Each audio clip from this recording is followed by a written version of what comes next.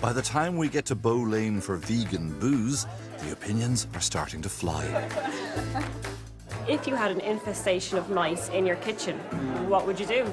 We would not kill the mice. We would find a humane way to capture the mice and set them free. You would move the mice into my house to solve your problem, okay? No, you're not. Because knowing, in the knowledge that I would kill them. But people who eat meat pay somebody else to kill an animal for their taste pleasures every single day. You know, the beginning of time we were eating meat, and it's what we're biologically, I guess, set up to do. Well, that's an we can digest. Let's not forget that the World Health Organization has come out recently and said that processed meat is carcinogenic. Well, now, hang on a second. Increases your risk of exposure isn't automatically carcinogenic. There's way too much conversation going on here to be sustained, frankly, on that. When Philip was challenged by a vegan member of the group with the fact that the World Health Organization said processed meat is carcinogenic, Philip, the experienced broadcaster that he is, said with the air of authority and confidence, "Hold on a second, increases your risk of exposure is not automatically carcinogenic." Philip then looks at his almost empty glass and says, "Way too much conversation to be sustained frankly on that." This conversation on how processed meat causes cancer is a conversation that Philip did not want to get into, as it could quickly develop into reasons people should give up both red meat and processed meat because they both cause cancer. So Philip expertly closed that topic down and moved on, as he was biased against a vegan plant-based diet and did not want the topic of meat and cancer discussed, as he knows exactly what the World Health Organization has said on this topic and it would be a great reason for going on a plant-based vegan diet. I will play a short segment of video from 2011 that clearly explains the risk of eating both red meat and processed meat.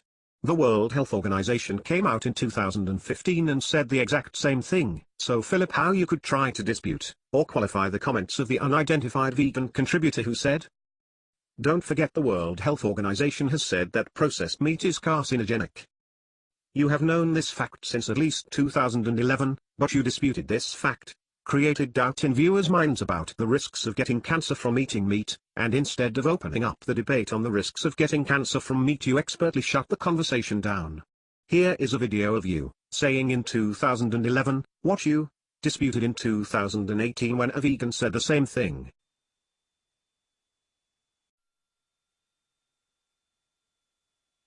It seems like we love food. We certainly love our TV chefs. We are making a lovely roast butternut squash risotto, and it's family food, it's everyday food. But the evidence from the supermarket aisles is that food made on TV largely stays on TV. The majority of us have never been more disconnected from how and where it's produced and prepared. We need to take a look at what we eat and the way we shop.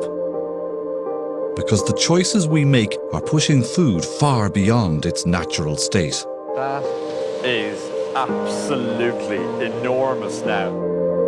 Adding to our health problems and the burden on the health service. This generation of children is likely to have lower life expectancy than us.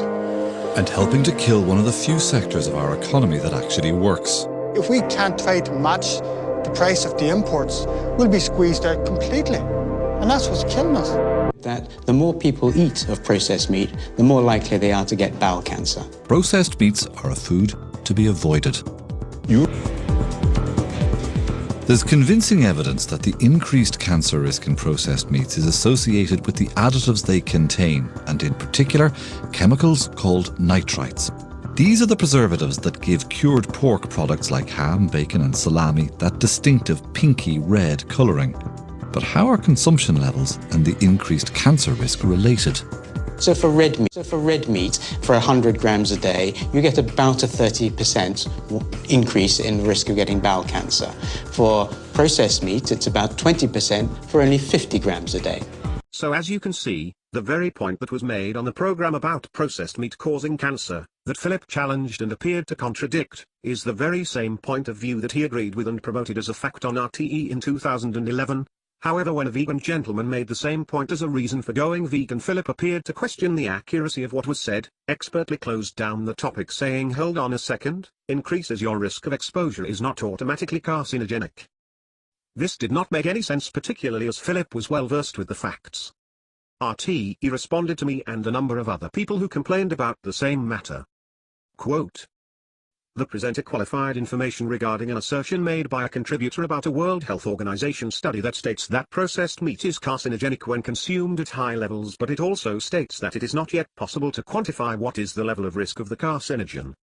This was not an encouragement to ignore those risks or to deny them in any way, but was done to ensure that the point was made and to reflect the overall findings of the study in a balanced manner. End of quote. As already stated, Philip's reply appeared to contradict what was said. If Philip wished to qualify what was said, he should have done so in a clear manner. This issue is too important for there to be confusion in the viewers' minds. And what was said needed no qualification, it just needed to be elaborated on, not killed off as a topic of no further interest. Also, the reply from RTE is factually incorrect on 2 points. 1. The World Health Organization study did not state that it is not yet possible to quantify what is the level of risk of the carcinogen. In fact, the 2015 press statement says in question and answer format. Quote. Question. Could you quantify the risk of eating red meat and processed meat? Answer. The consumption of processed meat was associated with small increases in the risk of cancer in the studies reviewed. In those studies, the risk generally increased with the amount of meat consumed. An analysis of data from 10 studies estimated that every 50-gram portion of processed meat eaten daily increases the risk of colorectal cancer by about 18%.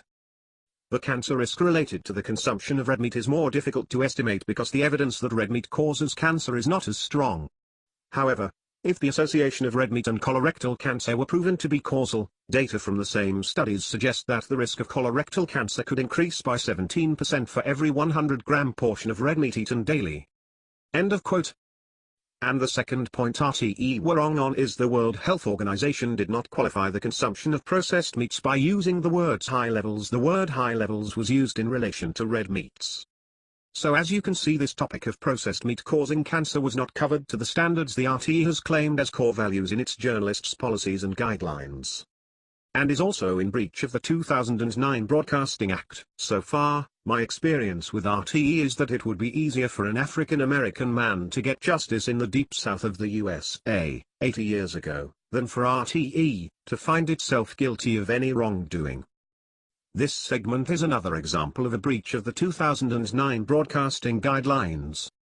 Subscribe to get the latest videos in this series.